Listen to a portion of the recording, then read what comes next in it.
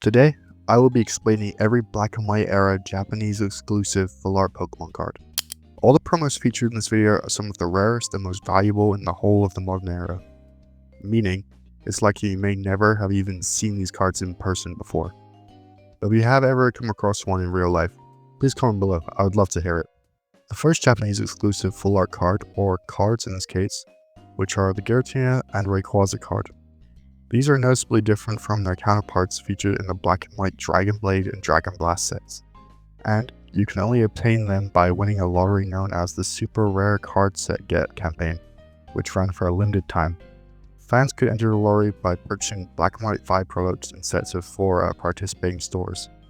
If you won, you would receive 1,000 copies of both the Giratina and Rayquaza, although most of these weren't handled very well, and age hasn't helped, with the total population for the Rayquaza and PS10 being 66 and 68 for the Giratina, which shows how scarce these cards in good condition can be. I didn't want to put an exact price on this card in the PSA 10 because the sales volume kind of varies all over the place depending on what the buyer wants to get at that time, but just to let you know, if you did want to get one, it'd be way over $10,000, so just to give you a perspective. The next set of cards that we need to talk about are the Reshiram and Zekrom cards from the 15th anniversary. These are reprints of the Reshiram and Zekrom from the original black and white base set, but with gold text on them which simply says the 15th anniversary. These cards were quite obviously meant to commemorate the 15th anniversary of Pokemon franchise, which means they were also very exclusive and could only be obtained by opening an exclusive 15th anniversary premium set, which came with a bunch of other goodies, such as a double-sided rubber playmat, a golden coin, some acrylic damage counters, and status markers for those who play the game.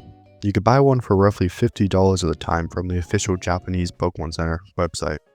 And it was a damn good deal too, because if you'd held on to that sucker for 15 years, you could sell it right now for about $18,000 if you wanted it sealed. Or, alternatively, there are 128 PSA 10 Zekroms and 113 PSA 10 Reshirams at the time of this recording, with no more copies to be seen in the wild, and I doubt there's going to be any more anytime soon. These barely ever come out for sale on eBay, but the last one sold for about $7,000 in October of 2024. And considering we're in a boom now, I'm sure if one sold currently, then I think it would go for way more, because they're individually going for at least $4,000, so do with that information what you will. Also happening at the same time, there was an exclusive Pikachu promo that also commemorated the 15th anniversary, which came from an entirely different collection box. This box wasn't limited to just the Pokemon Center, surprisingly. You could buy one in person from any retail store in Japan that carried them. The card featured Pikachu standing in front of a dynamic silver background looking confident as hell, but besides looks, the card appears to be a reprint of the Secret Rare Pikachu also from the black and white base set, since it was the exact same moves. If anyone knows Japanese in the comments and could tell me what this section of text on the card says, that would be greatly appreciated. Anyway, since these boxes were available at retail, they aren't quite as rare or expensive as the previous one, but obviously it being a 15-year-old Japanese exclusive box is still extremely rare.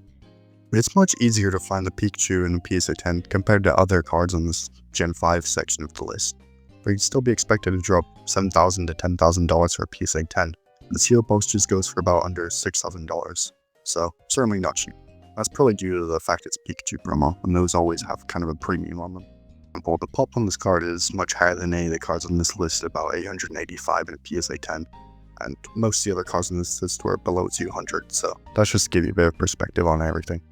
That concludes the black and white era. Before we end this video, I just wanted to mention that this will be a 3-part series where I cover the other Japanese full art exclusive promos from Gen 5 through 9. Part 2 will come out, and that will feature the XY promos, and that will come out on the Sunday the 24th of August. Part 3 will cover Gen 7, 8, and 9, and that will come out on Sunday August 31st. For those watching this in the future, I'll post a definitive edition which covers all 4 of the generations in one video, so you could just go watch that. If any of those sounds interesting to you, consider subscribing to the channel. For going forward, I'm planning on hosting a long form video weekly. Thank you for watching, and I'll see you in the next one.